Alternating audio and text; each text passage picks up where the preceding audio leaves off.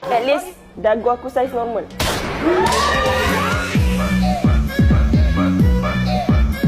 At least aku tak pergi kerja bermakeup tebal.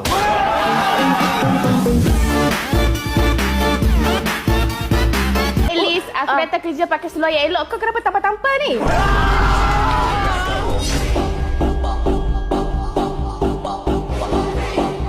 At least aku tak takabur tunjuk beli barang mahal-mahal dekat TikTok.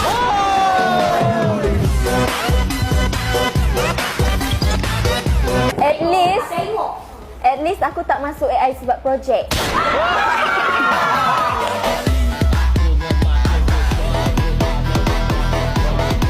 At least aku nak gunakan partner untuk dapat job luar.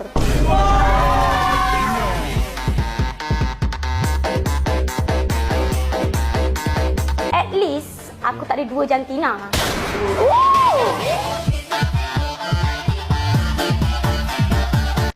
At least aku taklah jadi punca sampai 2 korang ni bergaduh.